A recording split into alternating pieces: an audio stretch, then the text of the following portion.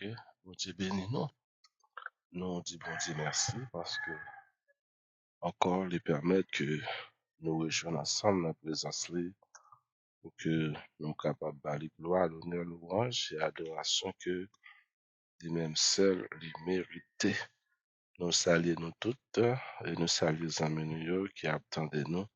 Nous souhaitons bon Dieu va permettre que je va passer une très bonne journée en bas protection de grâce de Dieu. Maintenant, nous parlons le ministère de Jean-Baptiste. Le ministère de Jean-Baptiste. Il est vrai que nous parlons en pile de Jésus. Nous parlons en pile de Jésus, mais qui est ce monde qui, en fait, qui présentait nous Jésus-Christ comme étant le Messie ou comme étant l'agneau de Dieu qui pourrait enlever, ôter le péché du monde, c'est Jean-Baptiste. Maintenant, nous allons commencer avec le sujet ça, c'est le ministère de Jean-Baptiste. Nous ne sommes pas capables de parler du ministère de Jésus sans nous pas parler du ministère de Jean-Baptiste. Et qui est Jean-Baptiste? Et en fait, parler de Jean-Baptiste, l'évangile, d'une manière générale, qui est la bonne nouvelle de la parole de Dieu, il commençait par le ministère de Jean-Baptiste. L'évangile, c'est la bonne nouvelle de la parole de Dieu. Eh bien, il commençait par le ministère de Jean-Baptiste. Et maintenant, pour parler de Jean-Baptiste, nous sommes obligés de faire un bel parcours dans la Bible là, pour nous capables de voir qui ça, ou bien consulter qui ça, prophète yo dit de Jean-Baptiste. Jean-Baptiste, c'était le cousin de Jésus-Christ qui était envoyé par Dieu pour préparer le chemin de son fils, à savoir Jésus-Christ, qui est le Messie qui va venir pour la délivrance du peuple d'Israël et pour le monde entier. Jean-Baptiste, cousin Jésus-Christ. Oui, parce que Marie avec Élisabeth, c'est deux cousines. Nous capables de dire son famille de recevoir une double grâce. L'ange Gabriel visitait Zacharie dans le temple, dans le lieu très saint. Il fait Zacharie connaître il pral un petit garçon. Et d'après le petit garçon ça, Jean. Et nous connaissons comment Jean est sorti, comment disons Zacharie est sorti dans la présence de Dieu. Il est entré avec parole facile, mais elle était sortie de la présence de Dieu, il était sorti bébé, parce que Zacharie pas été, en fait, d'accord, ça, l'ange Gabriel te dit pendant que il était dans le lieu très saint, il a offert sacrifice. Et puis, Marie, 6 mois plus tard, après que Élisabeth enceinte l'a porté Jean, et 6 mois plus tard, l'ange Gabriel également pour aller visiter Marie. Il pourra saluer Marie. Il pourra dire Marie, parmi toutes les femmes de la terre, tu as reçu une grâce tout à fait spéciale. Et l'ange Gabriel annonçait avec Marie que Marie va devenir enceinte. Et Marie pourra le conçu, pourra le faire un petit garçon. Et ce petit garçon ça qui pourra délivrer toute l'humanité. Et dans la conversation Marie avec l'ange Gabriel, Marie te demandé comment ça a fait puisque il est encore vierge, il n'est pas encore en relation avec garçon. Et l'ange Gabriel te dit, l'Esprit du Seigneur a couvert. C'est ainsi qu'on va enceinte et on va faire un petit garçon. Oui, Jean-Baptiste, en fait, qui est venu pour préparer le chemin ou bien le ministère de Jésus. Nous pas capables de parler de ministère de Jésus si nous pas parler de ministère de Jean-Baptiste. Parce que c'est Jean-Baptiste même, comme nous dit, qui fait nous connaître mission Jésus-Christ, qui présentait l'humanité, qui présentait Jésus, disons, l'humanité comme étant le Messie ou bien l'agneau de Dieu. Dans Malachie chapitre 3, verset 1er, nous rappelons, Malachie chapitre 3, verset 1er. Voici, j'enverrai mon messager. Il préparera le chemin devant moi. Et soudain entrera dans son temple le Seigneur que vous cherchez et le messager de l'alliance que vous désirez. Voici, il vient, dit l'Éternel des armées. Voici, j'enverrai mon messager. Il préparera le chemin devant moi. C'est ça, prophète Malachie fait nous connaître que bon Dieu dit, ou bien Jésus dit, ou bien l'ange de l'Éternel dit, la voyez un messager devant nous qui est capable pour préparer chemin pour lui bien avant que lui fait apparition. C'est ça même, nous pourrons joindre de Jean-Baptiste qui vient devant Jésus-Christ pour qu'il était capable de préparer chemin pour Jésus-Christ. Prophète Malachie, le livre du prophète Malachie, qui est donc le dernier des prophètes de l'Ancien Testament, se termine de la manière suivante. Malachie, c'est dernier prophète dans l'Ancien Testament. Nous connaissons l'Ancien Testament, étant fin achevé bien avant la naissance de Jésus-Christ. Environ 400 années avant la naissance de Jésus-Christ, l'Ancien Testament était bel et bien achevé. Dernier prophète dans l'Ancien Testament, c'était le prophète Malachie. Mais qui ça, le prophète Malachie dit concernant Jésus, concernant, disons, Jean? Souvenez-vous de la loi. Souvenez-vous de la loi que Moïse vous a prescrit, mon serviteur.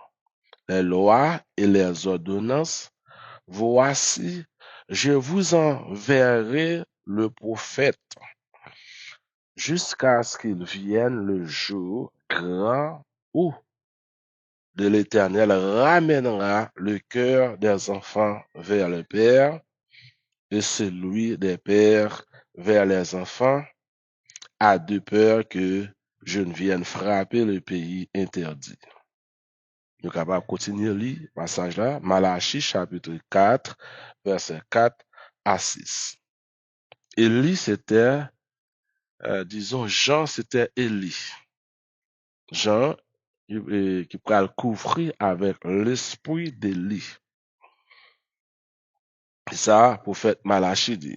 Cette expression est le point de départ que nous, les chrétiens, nous les appelons la période intertestamentaire.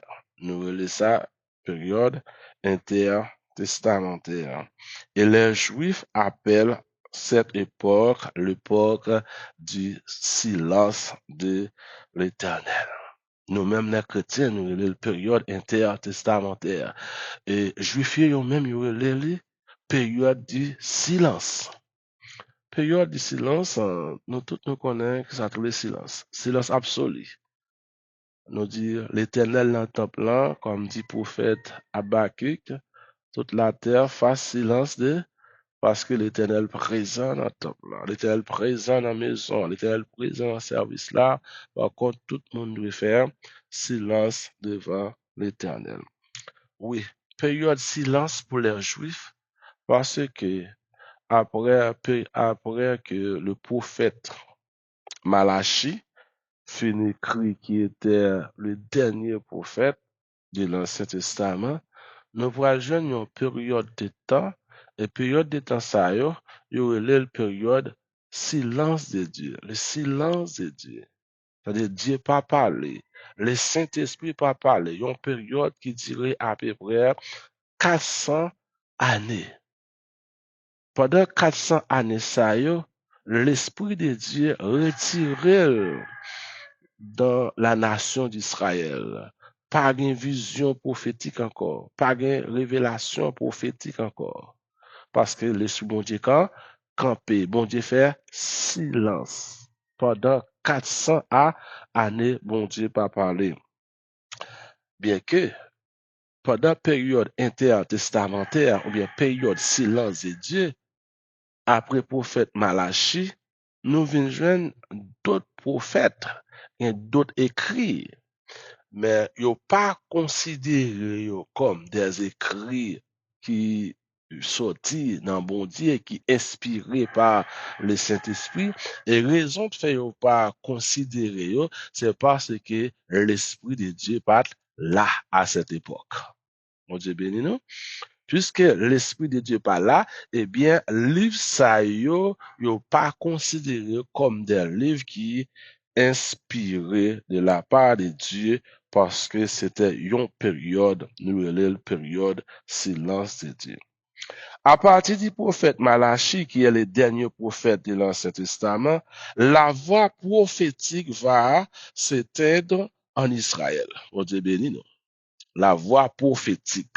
C'est-à-dire, à partir du prophète Malachi, pas aucun autre prophète qui a dit ainsi parle l'Éternel. Amen.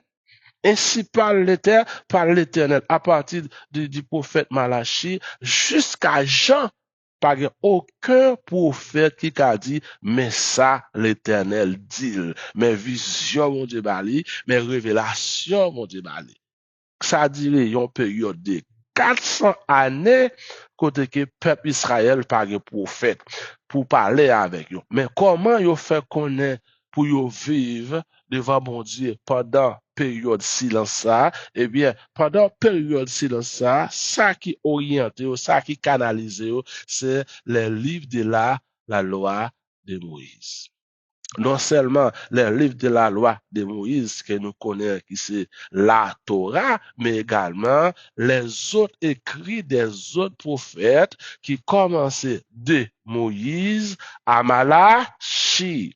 L'Ancien Testament commençait par le plus grand prophète, nous appelons le fondateur de la Bible, qui c'est Moïse, qui donne par l'inspiration de Dieu avec le peuple d'Israël et l'humanité les 5 livres de la loi. Et après Moïse, nous joignons deuxième prophète qui vient après Moïse, c'était Josué. Et après Josué, nous venons une période qui est la période de roi et de période, pas période de roi, période des juges.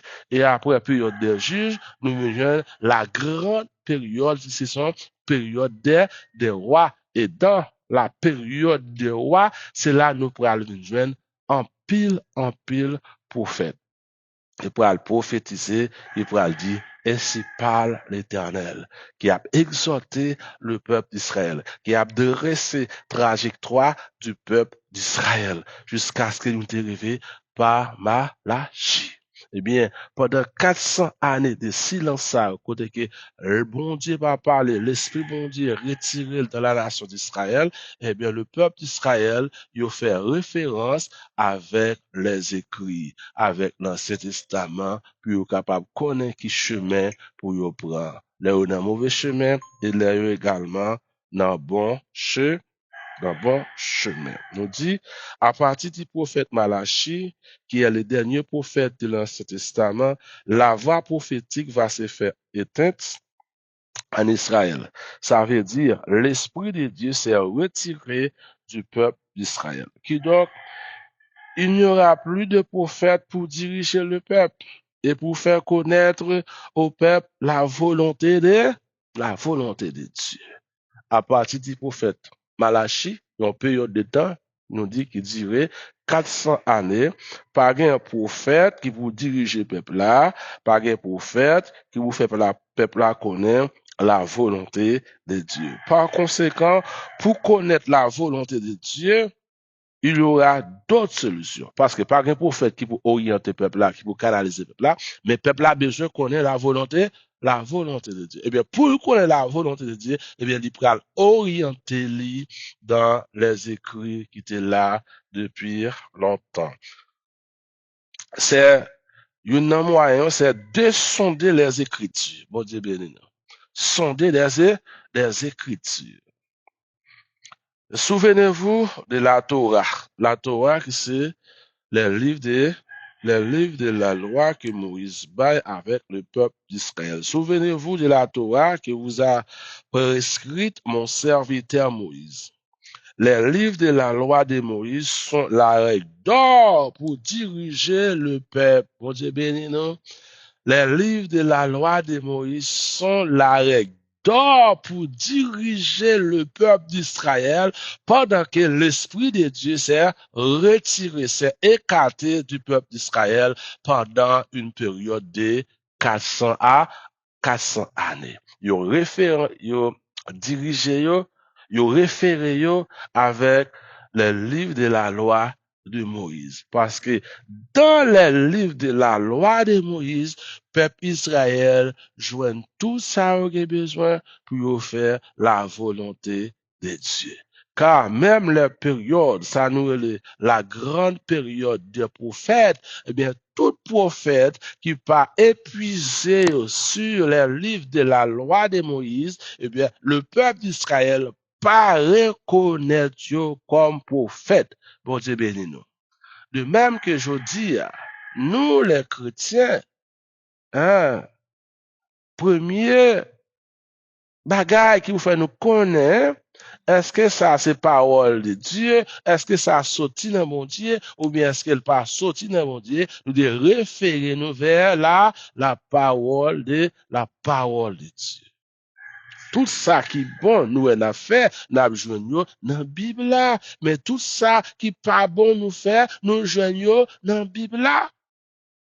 Eh bien, le peuple d'Israël, pendant cette période que nous les périodes silence de Dieu, eh bien, pour être capable de vivre, il était besoin de diriger vers les livres de la loi de Moïse, les 5 livres de la loi de Moïse. Malachie, chapitre 4, le verset 4. Malachie, chapitre 4, le verset 4. Il dit, souvenez-vous de la loi de Moïse.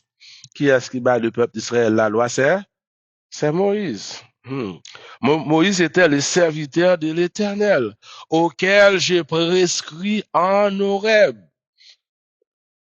pour tout Israël des préceptes et des ordonnances, des préceptes et des ordonnances que le peuple d'Israël doit mettre en application. Mais juste avant la venue du grand jour de l'Éternel, ça veut dire avant l'arrivée du Messie, il y aura un moyen pour vérifier que si le peuple est sur la bonne voie ou sur une mauvaise direction. Oh, Dieu béni, non? Avant la venue de Jésus, avant la venue du Messie, eh bien, le peuple d'Israël te gagné les livres de la loi, la Torah, pour te connaître est-ce que est sous bon chemin, est-ce que est dans mauvais chemin ou mauvaise direction. Moi-même avec vous, la Bible, c'est boussole, nous. C'est la Bible qui fait nous connaître qu'il est, nous dans bon chemin, qu'il est également, nous dans mauvais chemin. Et les livres de la vérification, c'est les livres de la loi, ou bien la Torah qui est le livre de la loi que bon Dieu te baille avec le peuple d'Israël, le peuple d'Israël. L'Esprit de l'Éternel reviendra. Nous sommes parlé que nous dit période silence de Dieu, ça dirait une période de temps de 400 années. Mais qu'on y a plus que n'a parlé d'Élie, n'a parlé de Jean-Baptiste, eh bien, il pourra le venir pour lui faire qui ça annoncer, préparer le chemin, la route pour le Seigneur Jésus-Christ, eh bien, il fallait que l'Esprit de Dieu revienne. L'Esprit de Dieu qui était écarté le peuple d'Israël parce qu'il y a environ 400 années pas de voix prophétique encore en Israël parce que l'Esprit bon Dieu pas là. Maintenant, l'Esprit bon Dieu pourra le retourner encore en Israël, L'Esprit de l'Éternel reviendra. À nouveau, l'esprit des prophéties sera rendu en la personne d'Élie. En la personne d'Élie, je vous enverrai à nouveau l'esprit prophétique sera à nouveau rendu. Et ce sera l'esprit d'Élie qui était justement l'un des plus grands prophètes de cette époque des Écritures. Malachie, chapitre 4, le verset 5. Voici, je vous enverrai Élie, le prophète, avant que le jour de l'Éternel arrive, ce jour grand et redoutable.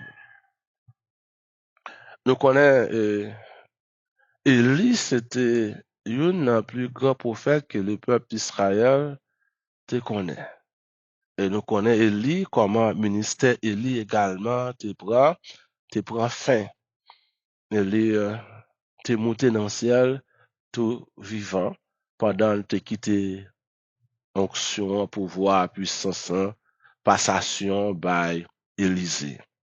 Eh bien, le prophète Malachie fait nous connaître, dans le dernier jour, l'Éternel pourra le voyer l'esprit d'Élie qui pourra préparer chemin. Et ce qui est mon nouvelle, l'esprit d'Élie, ça a été reposé, c'était sur Jean. Jean, le baptiseur. Jean-Baptiste, le cousin de Jésus. Il y a aussi un autre passage qui était employé pour parler de l'apparition d'Élie. L'apparition d'Élie, le prophète. C'est Ésaïe 40, verset 1er à verset 3. Ésaïe 40, verset 1er à verset 3, qui parlait de l'esprit d'Élie que l'Éternel a fait. L'appli Ésaïe 40, le verset 41, le verset 1er, disons, à verset 3. Consolez, consolez mon peuple, dit votre Dieu. Parlez au cœur de Jérusalem et criez-lui que la servitude est finie, que son iniquité est expiée, qu'elle a reçu de la main de l'Éternel au double de tous ses péchés. Une voix crie, préparez au désert le chemin de l'Éternel, aplanissez dans les lieux arides une route pour notre Dieu. Amen. Et qui est ce monde qui t'a commencé avec ministère ça, c'était Jean-Baptiste. Il dit, préparez au désert le chemin de l'Éternel. C'était Jean-Baptiste qui était pour mission, pour te venir préparer chemin pour l'Éternel. Nous disons, voilà, l'évangile commence par se rappeler qu'Élie était véritablement la voix qui s'est mise à crier dans le désert pour préparer la venue du Messie ou bien la venue de Jésus-Christ. La venue du Messie et la venue de Jésus-Christ. Et Élie, c'était Jean-Baptiste. En fait, frère Maxime, disons, nous pas capables de parler du ministère de Jésus-Christ pour nous ignorer le ministère de Jean-Baptiste qui était venu bien avant l'apparition de Jésus-Christ pour préparer chemin pour Jésus-Christ. Nous étions là pour aujourd'hui. Nous souhaitons que bon Dieu capable de bénir nous toutes et de merci Dieu veut. Nous va continuer. Si nous avons des questions, pas oublier, poser questions. 37 10 15 80. Nous doit écrire et poser questions par WhatsApp et puis nous va faire devoir nous pour que nous capables de répondre. Seigneur, nous te remercions, nous vous gloire, nous bas honneur, louange et adoration, exaltation qu'au même seul ou mérité. Merci pour grâce, merci pour faveur, merci pour bénédiction que vous accordez à chacun de nous. Nous te remercions d'être que vous te permettez que matin, nous te réunis ensemble dans la présence pour nous être capables d'apprendre et partager parole ensemble. Merci parce que vous êtes jeunes gens. Pour être capable de venir, on t'est habillé, le mettre pouvoir, l'esprit dans lui, Seigneur, pour être capable de préparer le chemin, pour que ou même on t'est capable de venir comme Messie, comme l'agneau de Dieu, pour être capable d'enlever, ôter, péché, l'humanité. Nous bénissons pour ça, Seigneur, pendant que nous étudions parole, car nous ne sommes pas capables de comprendre parole, si nous pas l'ouvrir intelligence. Nous avons d'autant plus l'ouvrir intelligence pour que nous soyons capables de comprendre et mettre parole en application. C'est pour nous devant. Dans le nom de Jésus, nous prions. Amen.